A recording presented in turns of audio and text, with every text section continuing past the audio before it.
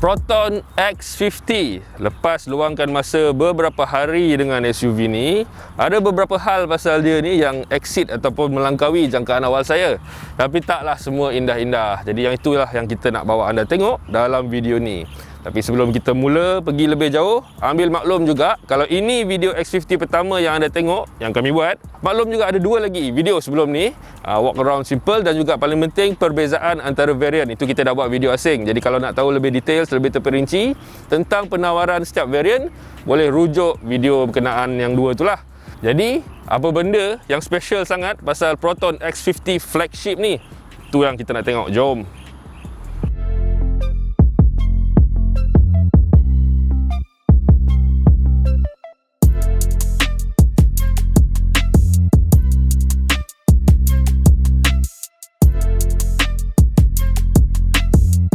Jadi, yang anda tengok sebelah ni X50 flagship varian yang paling tinggi. Selain tu dia ada 3 lagi varian.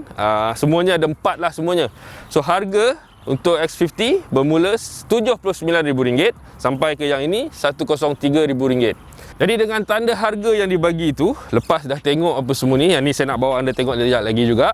Saya rasa penawaran dia tu agak best lah untuk B segment SUV yang ada dekat Malaysia sekarang ni. Dengan featurenya, yang paling penting kendalian atau handling dia, itu kita tengok nanti.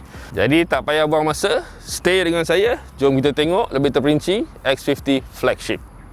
Jadi pertama sekali yang menangkap perhatian saya adalah bila dah tengok kereta ni depan mata, bawah matahari, especially dengan colour orange ni, sebenarnya dia nampak image tu agak meyakinkan sebenarnya. Sporty, dia lebih cenderung pada yang muda-muda, yang fresh. Kalau nak bandingkan dengan abang dia, X70 tu lebih macam conventional sikit.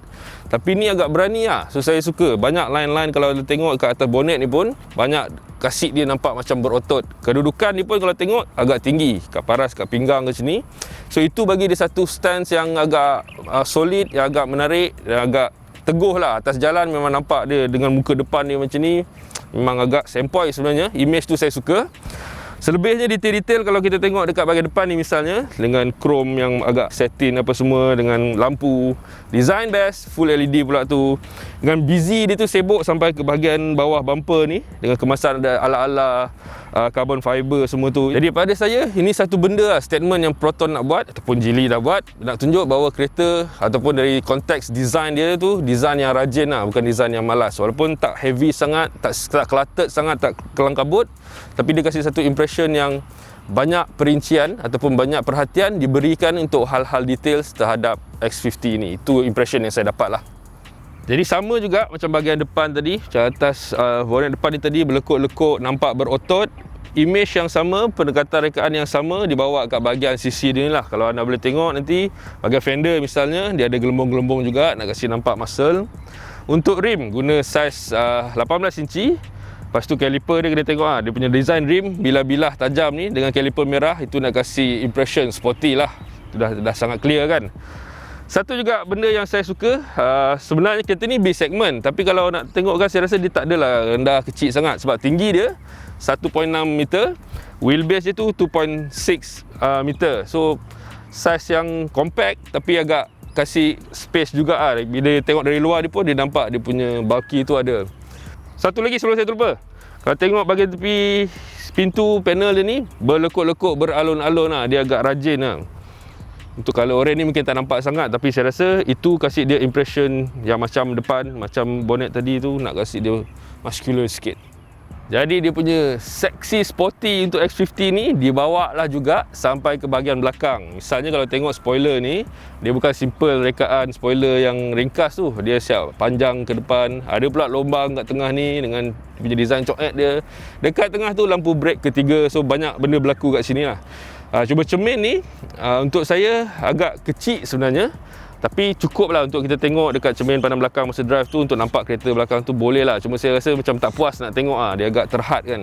Dan lagi ada dua elemen yang pada saya define bahagian belakang X50 ni lah. Yang pertama, jalur ni, kiri ritang kiri ke kanan ni dengan nama Proton tu, itu nampak dia satu bagi kelebaran yang macam dia besar, tapi sebenarnya dia tak besar sangat. Dan elemen kedua, inilah lampu dia. Rekaan dia sangat selesa style, LED apa semua, so sesuai lah. Bila tengok dia menyala, sesuai dengan segala macam premium flagship yang dia nak bawa tu. Memang terselah lah, memang nampak. Kalau tak cukup sporty, kalau dia rasa orang tak faham dia ni sporty lagi, tengok exhaust dia lah sampai 4, dan itu 4 tu real punya.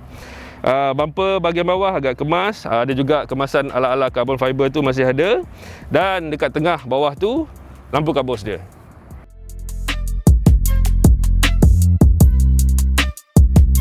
Jadi kat ruang dalaman X50 flagship ni pun dia memang kena lah dengan nama dia, kena dengan penawaran dia yang paling tinggi sebab dia rasa sangat kemas, sangat menarik. Dia banyaknya ringkas tapi touch ataupun dia punya material yang dia pakai tu memang nampak usaha untuk kasih dia rasa lagi premium kan.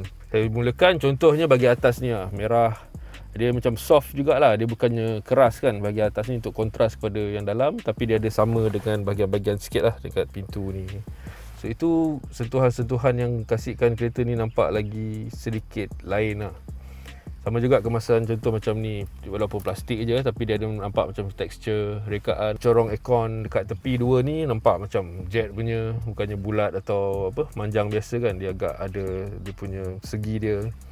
Kat tengah ni pun nampak simplify je, walaupun dua lagi corong ada, tapi ada detail saja. Contoh yang garis-garis ni dia sengitkan sikit. So pandai lah dia macam main benda-benda kecil tu. Mungkin orang biasa takkan kisah, tapi tu bagi satu impression yang lain untuk ruang kabin ni lah. Satu lagi yang saya tak tahu saya suka ke tak sebenarnya, saya suka colour hitam dia punya semua kabin ni, tapi kekurangan dia sikit tu bila jemur bawah panas tu dia agak merangkap haba lah. Kalau nak bawa cepat tu terasa panas dalam kabin ni, agak lama ambil masa sebelum disejukkan balik kan. Skrin untuk memandu ni pun saya rasa just size dia nice. Dengan posisi saya memandu, saya boleh nampak semua paparan itu semuanya digital kat tengah ni, minyak apa semua tu dengan warna dia ada, kontras semua cukup, jadi lebih mudah untuk tengok lah. Sistem multimedia ni ada kat tengah ni. Nak kata high res sangat tu tak, tapi boleh nampak semuanya. Dan Proton memang bagi satu SIM card untuk internet apa semua. So servis contoh macam Jux apa semua tu ada lah. Tapi dia kekurangan dia tak ada Apple CarPlay ataupun Android Auto apa semua tu lah. Untuk mirroring boleh. Jadi kalau orang-orang yang muda yang suka tech-tech ni mungkin akan appreciate, akan hargai benda ni lah. Selebihnya untuk duduk dekat ruang kokpit pemandu ni, dia rasa satu space yang agak tersendiri lah, dengan ada penghadang-penghadang macam ni kan. Saya tak tahu untuk apa kita orang buat lawak. Contohnya kalau driver bawa kelang kabut laju corner ke, passenger boleh pegang lah benda ni kan. Tapi dia kasih satu rasa yang kita ada satu space untuk pemandu sendiri lah. Kalau tengok kat sini macam biasalah, ini kamera-kamera dia depan, nanti ada radar untuk sistem ADAS dia tu. Safety feature yang aktif tu, itu semua ada pada flagship ni. Dan sebabkan dia namanya flagship, premium yang paling premium, dia datanglah sekali dengan bumbung yang agak luas sebenarnya. Ini terserah lah, kalau nak rasa nak buka silakan, tapi kalau kat Malaysia ni sangat panas sebenarnya, jarang-jarang lah. Kalau malam nak buka mungkin boleh lah kot. Tapi dia bagi semua tu untuk bagi tahu, untuk biar orang rasa inilah penawaran yang premium, yang kononnya paling tinggi yang ada. Inilah dia. Sebab dalam range pesaing dia yang lain, bumbung ni tak ada yang besar sampai macam ni lah, sampai buka ke belakang kan. Sebelum saya lupa, benda ni pun juga, segala multimedia ni semua, awak ada kawan kalau memandu sorang-sorang sunyi, jangan risau, dia ada high proton apa semua tu. So boleh lah kalau nak ajak dia bersembang apa semua, buka tingkap, buka bumbung, tu semua dia boleh buat dengan voice command sahaja. Itu kalau tak pernah merasa benda tu, sekarang dengan range yang ada untuk X50 ni, dengan harga yang agak okey, feature-feature tu semua dah datang sekali. Jadi selebihnya untuk saya tak ada apa, kita tengok ke belakang pula lah. Dan kat bahagian belakang ni, untuk saya memang sangat-sangat tak mengecewakan lah. Walaupun kereta ni sebenarnya tak adalah besar mana, tapi dengan tinggi saya ni 180 cm, dan ini posisi memandu saya sendiri tadi, memang dapat rasa dan saya boleh duduk dengan selesa. Ruang kaki apa semua tak ada masalah. Atas ni pun masih luas. Menarik juga kalau tengok kerusi ni, dia agak slope atau melengkung ke bawah tu, bagi banyak lagi ruang untuk lutut lah dengan selesa. Dan bawah ni pun boleh adjust je kalau nak letak panjangnya kaki kan. Rasanya dekat belakang ni ada 2 slot USB untuk charging sahaja. So mudah untuk orang kat belakang charge peranti elektronik apa sebagainya. Aircon vent ni pun sangat okey, sebab power dia ataupun angin yang keluar dari situ agak kuat. So senanglah nak sejukkan sikit orang-orang kat belakang ni kan. Dan lagi saya suka juga kedudukan ini, sebab bila kita duduk dia rasa macam dia tenggelam sikit. Kedudukan tambah pula panel tepi ni agak tinggi, so kita rasa sangat peluk dengan posture badan yang selesa sebenarnya, sebab bahagian penyandar ni pun tak adalah tegak sangat. Cushion ni pun agak selesa dan lembut. So memang untuk jalan jauh ke dekat ke memang tak ada masalah lah. Untuk basically untuk kegunaan keluarga, ini memang dipikirkan untuk benda-benda tu lah. Jadi kat belakang ni pun ada satu kekurangan lah yang saya tak berapa nak gemar, iaitu ni kalau nak buka boot dia lah, sebab susah. Bawah dia tak ada satu ruang tangan untuk kita cangkuk dan tolak. So dia ada satu switch je, kita tolak tu, buka dan angkat sendiri. Dan pintu ni sebenarnya agak berat lah, dan dia bukan power tailgate. Cuma ada pilihan untuk tu. Maksudnya anda kena tambah dalam sekitar 3,000 untuk ambil package yang ada power tailgate lah. Tu kos asing lah, boleh masuk dalam loan. Selebihnya ruang yang ada ni pun dekat X50 ni, ruang barang yang anda tengok ni, dia 330 liter. Itu sebenarnya agak kecil. Misalnya kalau nak dibandingkan dengan salah satu kompetitor dia lah, Honda HR-V. HR-V ada 515 liter. Itu boleh bayang lah, dekat nak separuh dia punya beza tu kan. Tapi dengan ruang yang ada ni pun sebenarnya boleh lagi lah. Untuk kalau kereta keluarga, untuk saya agak okey lah, nak bawa barang banyak tu boleh. Selebihnya bawah ni ada kit untuk tukar tayar. Dan bawah lagi ada tayar spare brand dia Cylon. So boleh lah, bukan saiz asal, dia saiz kecil, space saver punya lah. Dan sebab semua ni gelap, ruang ni gelap, adalah satu lampu kat tepi tu supaya senang lah sikit nak tengok malam-malam kalau anda banyak barang bersepah kan. So itu je lah. Jadi sekarang dah settle belakang ni, jom kita tengok dia punya drive pula lah.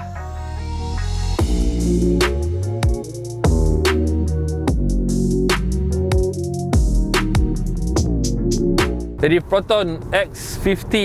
Jadi sebelum ni saya dah sempat luang masa 1 hujung minggu, 3-4 hari dengan X50 ni, jalan dalam town, jalan jauh juga sampai ke Penang apa semua tu. Jadi itu saya rasa masa tu dah cukup untuk kasih satu impression yang agak tepat lah, agak meluas tentang X50 ni. Jadi saya rasa untuk permulaan mungkin nak tengok dulu pesaing-pesaing yang ada lah. Mungkin dah tahu, mungkin tak tahu. Tapi konteks dia ialah ini SUV segmen B, kira crossover apa semua tu. Pesaing-pesaing sekarang yang ada, yang paling dekat pada saya rasa ini Honda HR-V. Ada juga Mazda CX-3 dan satu lagi Toyota CHR. Itu yang dalam segmen yang sama. Tapi kalau tengok bracket harga, memang X50 ni jauh ada kelebihan dekat situ lah. Maksudnya paling highest dia pun yang sekarang ni, yang flagship ni pun 103,000 kan. Itu dari segi nilai dia menang kat situ lah, dia paling murah lah contohnya. Dan 3 tu tadi semua Jepun punya. So yang ni yang Geely China punya, salah satu option yang agak lain lah kan, kira fresh dan baru masuk ke segmen tu. Jadi macam mana prestasi dia apa semua ni kan, macam saya cakap awal tadi, dia guna enjin 1.5 juga tapi TGDI. Maksudnya 3 variant kat bawah dia tu bukan TGDI, itu biasa punya. So yang ini yang paling tinggi, dia ada lebih output lah. Enjin flagship ni, dia output dia 175 HP dan juga 255 Nm top. Itu kira-kira kurang lebih untuk horsepower tu lebih dalam 20 horsepower berbanding variant yang 3 kat bawah dia tu lah. So yang menariknya enjin ni, ramai orang kata sebab dia 3 silinder je, petrol, semua orang macam takut-takut lah sebab bising, vibration, apa semua tu kan. And then dia pula kereta SUV segmen B, agak berat juga. Dia punya berat dia dalam 1.3 ton macam tu. So orang takut dia macam underpower, tak boleh nak tarik the whole body dia apa semua kan. So performance in terms of pengendalian tu lah yang konon-kononnya banyak yang orang takut-takut kan. Tapi lepas saya bawa dia ni 3-4 hari ni, saya rasa keraguan-keraguan tu, at least setakat benda ataupun unit yang kita bawa ni lah, unit yang baru keluar dari showroom apa semua ni, langsung tak ada asas lah. Sebabnya antara benda best yang dibuat oleh Proton atau Geely terhadap kereta ni, walaupun 3 silinder dia pakai tu, in terms of power tak ada masalah langsung. Saya tak pernah rasa dia ni underpower ke apa. Bahkan dia lagi lincah, lagi legat sebenarnya, sebab dia lagi torque cepat sampai. Jadi nak bawa relax macam ni pun memang tak ada masalah kan. Tapi tiba-tiba kalau rasa nak agresif sikit, nak seronok sikit, dia memang boleh je.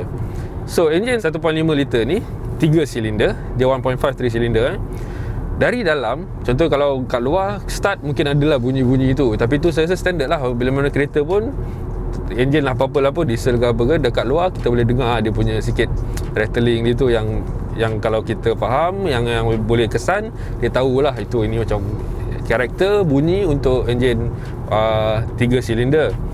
Tapi dekat dalam ni pula, once kita dah duduk ataupun dah tutup apa semua, langsung tak dengar apa benda lah, tak rasa pun dia 3 silinder ke 4 silinder ke, tak ada. Dia just sangat-sangat senyap.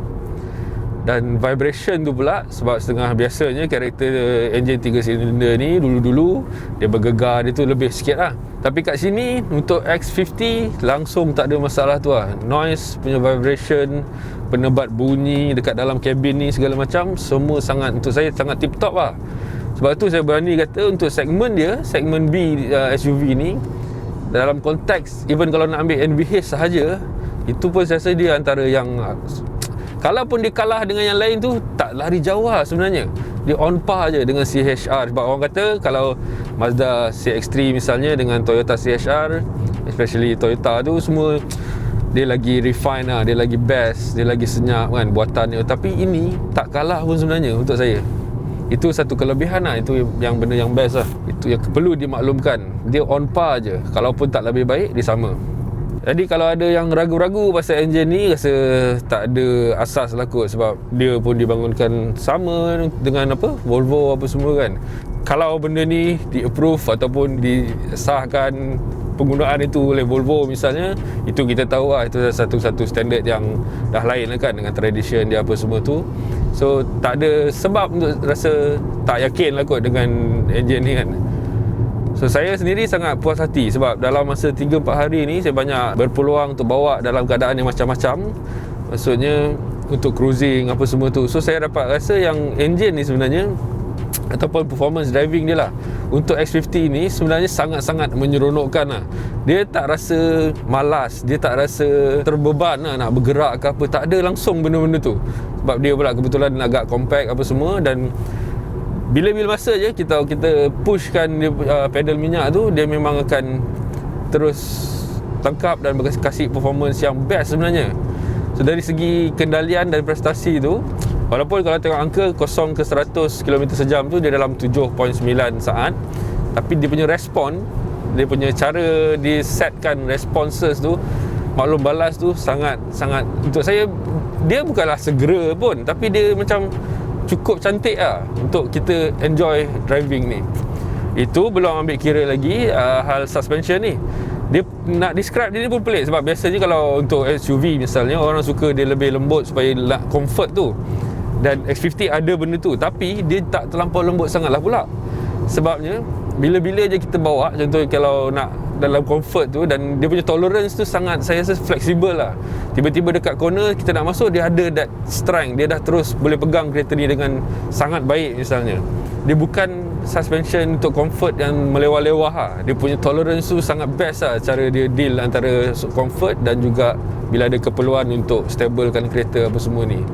So tak tahu lah, dia punya cara tune untuk suspension yang ini membolehkan X50 untuk memang, kalau nak guna bahasa lenjan ke apa semua, memang boleh, tanpa menjadikan penumpang tepi atau belakang rasa tak selesa. Itu kelebihan yang saya dapat rasa dan perlu dimentionkan sebab X50 nah, dia tak sama. Contohnya kalau Mazda CX-3 itu, kalau untuk driver memang best lah, memang tak ada masalah lah, dan rendahnya dengan tu. Tapi suspension dia, in terms of suspension, dia sangat keras. So memang corner apa semua sedap, tapi kalau korang duduk kat belakang misalnya kan, dalam keadaan pemanduan yang macam tu, orang mesti akan rasa tak selesa lah, sebab dia kerap sangat terlambung apa semua kan, sebab dia stiff sangat. Dengan X50 dia compensate dengan agak baik lah. Saya rasa Proton dan Geely buat itu agak baik in terms of kelembutan suspension tu. So itu yang menarik lah untuk saya nak tengok sebuah SUV. Kedudukan dia agak tinggi sebenarnya, sikit, tapi still boleh. Kalau nak masuk corner, saya tak ada rasa nak takut-takut sangat nak. Just clip je benda tu dan follow je line. Dia akan ikut je dengan tenang. Itu pujiannya. Oh, transmission, sebelum terlupa, dia gunakan DCT, dual clutch punya transmission, 7 speed. Jadi itu pun membantu yang saya cakap tadi, respon apa semua tu disumbangkan juga dengan combination di city ni lah. So setakat yang pemerhatian yang sempat dibuat, dia tak ada apa-apa masalah, tak ada lag ke apa. Sangat sesuai ataupun sangat tally lah, sangat bersamaan lah dengan respon dari enjin misalnya. Dan bila-bila je lah kita nak break, kita nak ni, semua dia bertindak balas dengan sewajarnya lah. So apa benda yang saya tak suka? Ada ke? Ada. Sebabnya dia macam mana dari segi specs wise lah, yang saya maksudkan tu contohnya ni lah, skrin ni. Dekat skrin ni ada 360 kamera tau. Maksudnya kalau reverse dia akan keluar lah dia punya kamera dia tu. Kamera tu untuk saya kalau boleh tak payah bagi je lah. Sebabnya kalau boleh tengok dia image kembang. Basically memang kita tahu bila kita tengok kamera ni, kita tak boleh bergantung sepenuhnya lah. In terms of kita kena tengok luar juga kan, objek yang apa sebenar dekat luar tu. Tapi image yang keluar kat sini dia kembang, dia distorted, dia dengan segala macam mana, maksud saya dia tak semengah lah. Sebabnya ini flagship punya variant. Nak kasihlah yang elok sikit, yang boleh nampak, yang kita senangkan pemandu lah. Sebab walaupun macam saya sendiri, saya akan tengok side mirror atau apalah, itu sebab dah terbiasa kan. Tapi bila ada kamera ni, kita nak jugalah dia membantu kita untuk menyenangkan kerja kita. Tapi untuk saya rasa lagi resah bila tengok image yang keluar kat sini. Sebab dia lagi, saya tak tahu kedudukan sebenar dia entah macam mana, image dia distort. So saya memang tak gemar yang tu lah. Saya rasa kalau boleh, penambahbaikan yang perlu dilakukan ini penawaran untuk X50 ni nanti, kamera tu kena improve banyak lah. Tak boleh yang bagi yang ada sekarang ni lah. Untuk aspek keselamatan pula, dia memang ada kelebihan lah. Untuk saya X50 ni yang paling lengkap lah kot. Dia ada AEB, yang cruise control adaptive tu ada, yang kalau kereta depan jalan dia akan inform, dia akan tunjuk kita dah dekat, apa semua tu ada. Itu satu lagi kelebihan. Tapi dia ada satu bengong dia. Sistem blind spot ni, saya kena ada satu situasi tu di highway, motor mak rempit kiri kanan dan dia ikut agak macam kelajuan yang agak sekata dengan kereta ni. Jadi yang blink itu kiri dan kanan, blind spot sistem ni lah. So sampai satu masa agaknya dia dah jam atau dia dah oversensitive ke apa tak tahu, dia just blink dua-dua tu, dan dekat tengah ni dia akan tulis ada sistem tu failure lah. Tapi tak lama kemudian biar je nanti dia reset, baru dia okey balik. So itu agak untuk saya agak kelakar, sebab saya tak tahu dia oversensitive ataupun dia macam tak cukup terror untuk detect ke apa semua, tak tahu. Dan waktu hujan pun sama. Kalau hujan lebat apa semua, dia akan ada masalah yang sama. Dia macam terlebih detect benda tu dan dia akan jadi error dia tu lah. So pada saya inilah best Proton ataupun Geely nak cuba bagi banyak benda in terms of application, benda-benda macam ni, sistem apa semua.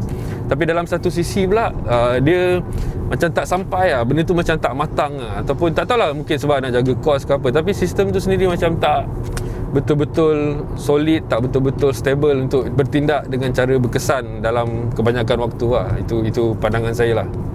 Lagi apa ada kekurangan? Saya rasa ada lagi, boleh lagi cerita pasal kekurangan dia. Walaupun NVH saya cakap tadi memang agak baik, sangat baik sebenarnya. Maksudnya bunyi tayar dari luar memang jarang nak dengar kecuali makin laju. Bunyi enjin kereta ni bila dia kat dalam tutup pintu, basically tak dengar apa-apa dah. Vibration pun memang dah tak ada rasa, tak nampak apa benda lah. Dia memang sangat senyap dan stabil. Tetapi bawa makin lama makin laju, katakan lepas 100 km sejam lah macam tu, dah akan dapat kesan satu benda. Setengah orang benda ni annoying lah, menyakitkan hati, tapi setengah orang mungkin tak perasan. Bunyi wind noise dari luar, terutamanya dari bahagian atas tingkap ni, itu sangat dengar agak clear sebenarnya. Lagi laju, lagi tinggi bunyi dia, dan bunyi dia tu agak kuat lah. So itu sikit mungkin kekurangan yang mungkin Proton nak ambil kira untuk next version X50 lah. Penggunaan minyak macam mana? So sepanjang saya gunakan ni, saya banyak guna jalan campur-campur lah. Jalan dalam town, jalan jauh highway sampai ke Penang, pusing dalam town apa semua tu.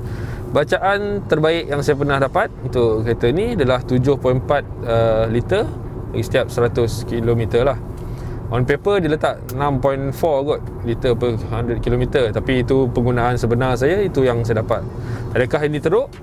Saya rasa tak, sebab mengambil kira juga, untuk saya rasa itu sangat jimat lah. Untuk mengambil kira, dia ni sebagai sebuah kereta SUV B-segment yang agak berat, tapi yang lebih penting, cara pemanduan atau pengendalian yang dia bagi lah. So untuk saya, itu dia punya trade off lah. Maksudnya timbal balik dia tu sangat okey sebenarnya. Dia bukan satu kereta yang jimat, yang jadi malas, yang nak bawa pun slow. Tak, dia boleh belasah je macam mana pun. So, dan boleh dapat lagi bacaan yang macam tu. Itu satu-satu benda yang saya rasa agak menarik jugalah, jadi kelebihan untuk X50 ni. Kalau anda orang muda yang suka sambung-sambung gadget apa semua ni, macam saya dah cakap tadi, Android semua tu tak ada. Tapi dia ada SIM card tu lah, boleh guna servis yang ada dalam ni. Tapi ada juga satu benda lain juga yang saya dapat perhatikan, sebabnya saya agak sedikit old school agaknya. Walaupun kereta ni tak ada CD, tapi muzik-muzik saya store dalam USB punya drive lah. So pasanglah dekat sini. Masalahnya, katakan dah main lagu apa semua tu, ni saya nak bagi tahu contoh bila saya cakap sistem dia tu macam tak merangkum, tak menyeluruh lagi lah. Pasangkan USB tu, muzik tu, tapi setiap kali korang matikan enjin ataupun tutup enjin dan buka balik, dia tak akan sambung dari mana last kita letak tu lah. Maksudnya dia tak ada memory untuk tu. So kita kena masuk balik kat sini, cari balik folder mana, begitu-gitulah. Tapi itu untuk saya rasa agak kelakar, sebab patutnya tak macam tu. Dia patutnya jadi experience dengan benda tu, patutnya dalam kereta-kereta lain pun sepanjang saya pernah cuba ni, dia jadi flawless lah, simple je. Masuk sekali, dia akan terus, bila kita start je, dia akan start kat mana last kita main, contohnya lah. Tapi ini tak, ini kena masuk dari depan interface je, pergi balik ke sana.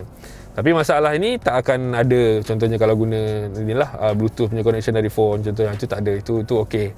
Tapi just that USB punya thumb drive tu, untuk media muzik ke apa, itu ada sedikit kelemahan dia lah. Itu saya rasa agak kelakar lah. Jadi kalau ada orang yang nak tahu juga, misalnya mungkin berminat nak tahu, sebab sistem ni nampak canggih kan, ada segala macam Bluetooth lah, SIM card untuk internet, built-in lah apa semua tu, macam mana dengan sound system dia. Tu department tu saya rasa dia tak adalah gempak gila. Dia ada 6 speaker, tapi tak ada power amp apa semua. So boleh dengar muziknya apa semua, tapi tak ada lah. Kalau rasa nak energi yang lebih dari muzik, yang power lebih, bass ke apa semua tu tak ada. Itu agak, saya boleh kata dia agak flat lah. So agak standard sahaja sistem audio yang ada ni lah. Itu mungkin atau benda yang kalau orang nak, kena buat sendiri lah. Sebabnya insulation ataupun pendapat bunyi dalam kereta ni sebenarnya dah cukup sedap. So saya rasa lagi menarik kalau sistem audio juga lagi best lah, lagi high end lah. Terus boleh nikmati benda tu pula kan, hiburan, muzik apa semua tu dalam kabin yang dah sedia ditebat dengan agak baik hal-hal bunyi dari luar tu kan. Jadi adakah berbaloi ke X50 ni? Jawapan mudah saya rasa ya, dalam konteks ataupun dalam latar yang benda-benda yang saya discuss sebelum ni lah. Dia masih ada kekurangan sendiri, tapi dia juga ada banyak kelebihan dia lah. Terutamanya bila saya fikirkan dia nak bersaing dalam model-model yang dengan dalam segmen yang sama ni lah. Ini walaupun paling tinggi, harga 103,000, tapi kelengkapan, ciri semua tu agak lengkap. Walaupun ciri-ciri tu ada, macam saya sebutkan tadi tu, ada banyak masalah-masalah dia sendiri. Tapi dari segi package penawaran, dia sangat berbaloi. Tapi tolak tepi benda-benda tu, keselamatan, aspek pemanduan, aspek keselesaan dalam perjalanan, itu saja saya rasa bila-bila masa saja X50 akan berada kat depan lah berbanding pesaing-pesaing lain. So kelebihan dia ialah bila harga murah, kelengkapan lebih. So untuk saya itu jadikan benda ni berbaloi lah. Tapi itu kena faham juga dalam sudut pandang kita dengan model, maksudnya unit yang baru keluar ni lah, bukannya kita dah pakai dalam long term apa semua tu. Itu isu lain lah kan nanti kan, itu kena tengok pula lah. Contohnya hal-hal tentang alat ganti ke apa, itu kena throughout time baru kita boleh tahu benda tu. Tapi as it is, sebagai satu produk yang keluar kilang, keluar bilik pameran, saya rasa X50 ni ada banyak benda-benda hal yang akan membuatkan anda gembira juga, macam mana saya gembira bawa kereta ni untuk satu weekend ni lah.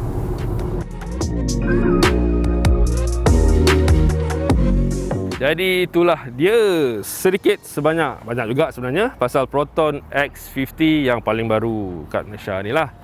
Jadi sebagai SUV B segment, saya rasa dia ada banyak penawaran yang menarik. Dia ada offering yang paling best, paling menarik untuk dipertimbangkan buat masa ni dalam pasaran kita lah. Terutama sekali, saya rasa sangat obvious lah, saya sangat-sangat suka aspek pemanduan dia, respon enjin dan sebagainya. Itu yang saya dah sembang panjang lebar tadi. Itu kalau orang tanya apa kelebihan pada X50 ni, saya tak ragu-ragu untuk bagi tahu, terutamanya yang flagship ni, enjin TGDI ni.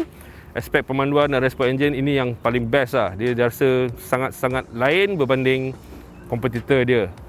Kekurangan dia pula untuk saya memang paling tak gemar benda-benda digital dalam tu lah. Segala sistem yang kita dah sebut tadi tu, dia macam dia nak bagi semua benda, tapi application tu ataupun sistem-sistem tu macam tak cukup matang, tak sampai pada tahap yang sepatutnya. Terutamanya bila kita ambil kira ini model flagship. Itu je.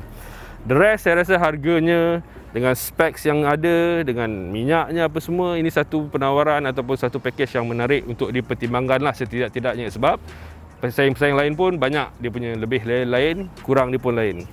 Jadi saya rasa tak ada apa lagi, semua kita dah cakap tadi. Sekian dulu dari saya, terima kasih kerana menonton dan selamat tahun baru. Semoga 2021 nanti jadi lebih baik untuk kita semua lah.